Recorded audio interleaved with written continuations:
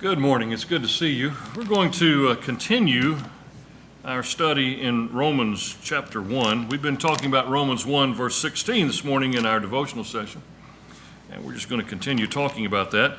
A couple of points that we made out of Romans 1:16. That's where the Apostle Paul says, "For I am not ashamed of the gospel, for it is the power of God unto salvation to the Jew first and also to the Greeks." We talked about why he says to the Jew first and also to the Greeks. We talked about that it is the power of God for everyone. No one is excluded. God wants everyone to be saved. Jesus died for everyone, and therefore it is no great surprise to us that the gospel is for everyone. That the gospel is God's power for salvation. God's intention is to save. That's what he is trying to do. The Genesis chapter 3 incident was something that God understood. He understood that was going to take place, and before the foundation of the world, Ephesians 1, he made provision for that. And so it is God's intention to save us from ourselves, from sin.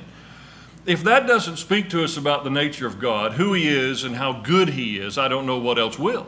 God's intention is to save his creation. That's what he wants to do. And then we spent some time talking about how the gospel is the power of God. We talked about how if you talk first of all about the power of God, a lot of folks think about creation. We think about the enormity of creation, about space, the planets, the universe. We're amazed by that. How far does it go? We just really understand the hugeness of it. And we see God's power in it. We need to see the same kind of power in the gospel. The gospel can save anyone. I want you to think about that.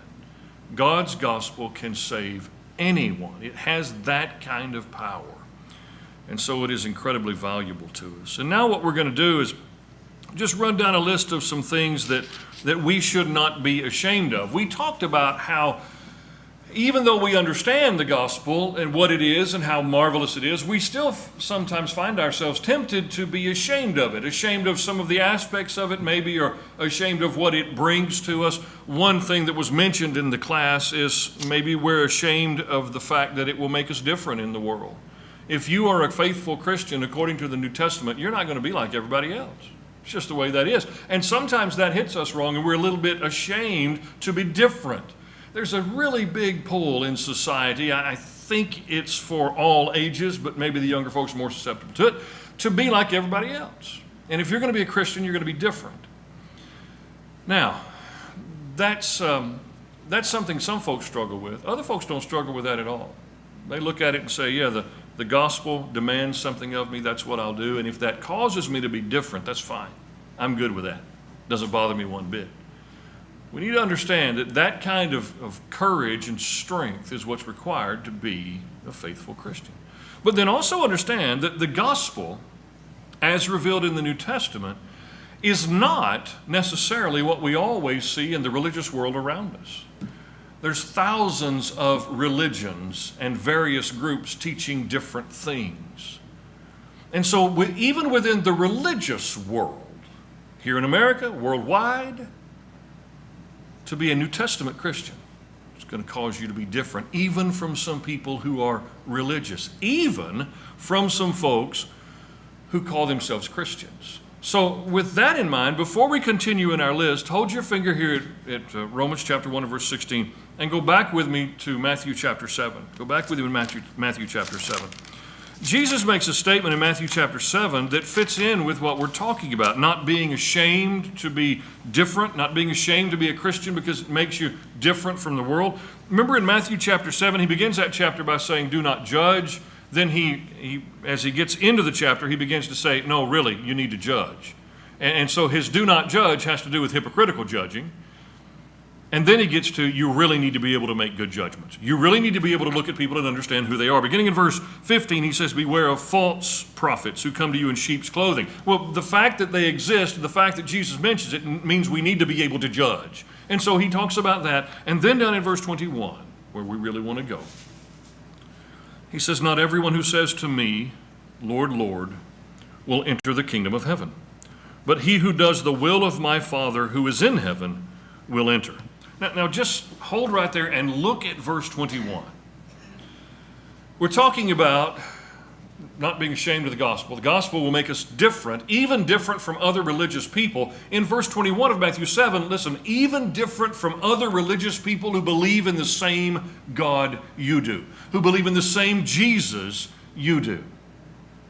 Because what Jesus says is, not everyone who says to me, there are people who are talking to him, people who believe they have a relationship with him, people who are striving to serve him. Not everyone who says to me, Lord, Lord, will enter the kingdom of heaven. That, ladies and gentlemen, is a frightening verse, at least to my mind. Jesus says there are going to be folks who are trying to have a relationship with me. But it's not going to work. Verse 22. Many will say to me on that day, Lord, Lord, did we not prophesy in your name, and in your name cast out demons, and in your name perform many miracles? The reason this gets so much to us is because Jesus is saying there's a whole group of folks out there who are doing things in my name, who are worshiping in my name, who are singing in my name, who are praying in my name. They're out there. They're doing that.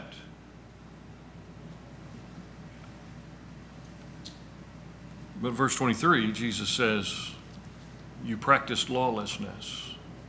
Depart from me, he says, you who practice lawlessness. Lawlessness there is just a simple concept of missing the mark. It has within it the idea of sin, the Greek word for sin, that has the target concept, so you miss the target. He says, I never knew you. Now, when he says, I never knew you, depart from me, he is not saying, I don't know who you are. He is saying, you didn't do it the way I told you to do it. And that's obvious because of the way he works down through this. He knows who these folks are. These people reach out to him. What frightens me about this, why this verse is so concerning, is because you and I could be in these verses. Do we understand that? The pressure of being ashamed over in Romans chapter 1 and verse 16 has to do with how we handle God's business as we assemble and as we worship. And in these passages here in Matthew 7, Jesus makes it pretty clear that we can be worshiping him and be doing it the wrong way. We can be praying to him and be doing it the wrong way. We can be living a, quote, Christian life, but not doing it the way Christ wants it done. So back to verse 21, and read it again with me. He says, not everyone who says to me, Lord, Lord, will enter the kingdom of heaven, but he who does the will of my Father who is in heaven. Now here's where this gets difficult. You and I believe in grace, don't we? Do we? Somebody better say yes real quick. Do we believe in grace? Absolutely we do. We are saved by grace. Are we saved by the things we do? Are we able to do enough good things to be saved? We are not. It is not possible. If you and I never did the wrong thing from today forward, we still would not do enough of the right things to merit or earn salvation. We are saved by grace. There's no question about that. In fact, the Apostle Paul made that really, really clear in Ephesians 2:8 when he said, we're saved by grace. Through faith, not something we've earned. We're saved by grace. He calls it there the gift of God. We are saved by grace. Grace is a gift of God. There's no question about that, and we don't earn it. And yet Jesus himself, here in Matthew 7:21, says that we have to do the will of the Father. Sometimes we have a hard time reconciling those two, because what we want to do with grace is we want to run real far with that. And we want to say, well, we're saved by grace, so there's only so much we can do, so wherever I fail or don't measure up or wherever I'm not what I ought to be, the grace of God solves the problem. To that, I would agree. That's what grace is. It is that which picks up where we leave off. But also, at the very same time, we have to do the will of the Father. And the phrase, do the will of the Father, is in the context of there are folks who are religious, but they're not doing the will of the Father. Verse 22 is talking about religious people who did not do the will of the Father. They did religious things. He never denies it. Jesus never says, oh, you didn't do anything, you just sat home on Sunday. He doesn't say that. And he doesn't say, no, you were worshiping Buddha, you were worshiping me. He doesn't say that. He recognizes they were worshiping him. But he says you did it in an unlawful manner, not according to the will of the Father. I'm telling you, that's big. And what that means is what we do, collectively and individually, what we do must be the will of the Father. And if our immediate response to that is, yeah, but what about grace? Then we say either one of two things. We either say, I hadn't fully figured that out yet. I hadn't really decided how to reconcile doing the will of the Father, like Jesus said, and the grace the Apostle Paul talked about. And I'm okay if we haven't fully reconciled that in our mind. But what we might want to do is take it a step further and say, well, since we have both of these in the text, since we have Jesus saying, do the will of the Father, and we have the Apostle Paul saying we're saved by grace, maybe I just take both of those and understand that doing the will of the Father is the thing that activates God's grace on my behalf. Doing the will of the Father is what allows me to access the grace of God. Because doing the will of the Father, that's the thing that Jesus says here gets you into the kingdom. He is not here negating grace. Jesus is not saying, no, there's no grace involved at all. He's not saying that. He is simply pointing out that you and I cannot get to heaven if we do not do the will of the Father. And the only way we're going to know the will of the Father is what is revealed in the text. He's not going to speak to each one of us individually. He's not going to talk to me during the week and have me come in here and tell you something the gospel doesn't tell you. That's not how it works. The will of the Father, as recorded in the text, is the thing we have to obey. It's what we have to do. Doing it will not merit or earn salvation. Doing it will, however, open access to God's grace. Now think about this before we move on. The Apostle Paul understood that really well. When Paul said we're saved by grace through faith in Ephesians chapter 2 and verse 8, he knew what he was talking about. Because he was religious. He was religious in serving God, and he was absolutely wrong in what he was doing. Jesus said to him, why do you persecute me on the road to Damascus? Now, Jesus had already ascended when he appeared to Saul on the road to Damascus. But what Jesus said to him from heaven was, why do you persecute me? Well, Saul wasn't persecuting Jesus directly. He was persecuting Christians, therefore persecuting Jesus. He was doing the wrong thing, thinking he was doing the right thing, but he was wrong. And he changed. And when he changed, he came in contact with God's grace. And so for him to say we're saved by grace, he understands what he's talking about.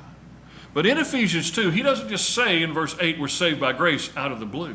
He starts in verse 1 by saying we were dead in our trespasses and sins in which we formerly walked. All of us. But we became Christians who do the will of the Father. Matthew 7:21, Jesus said it. And therefore we're saved by grace. Don't be ashamed about that. Don't be ashamed to say we have to do the will of the Father and we're saved by grace. Jesus said we have to do the will of the Father. Paul said we're saved by grace. Both inspired. We understand that, surely. And those can be reconciled. Don't be ashamed of that. When Paul said, I'm not ashamed of the gospel, he was talking about all that pertains, all that goes with it, every aspect of it as you encounter other people, as you deal with the gospel in the world. Don't be ashamed of it. Don't be ashamed to say you have to do the will of the Father. Don't be ashamed to say we're saved by grace. God's word says both. And we need to be guided by both. Today's religious world, in many cases, leans really heavy on saved by grace and wants to kind of ignore we have to do the will of the Father. And what we're trying to do is what the New Testament says. That means all of it, every bit of it. And so we talk about being saved by grace through faith because it's real, it's absolute, and I can't earn it and you can't earn it, and we're not good enough, we'll never be good enough.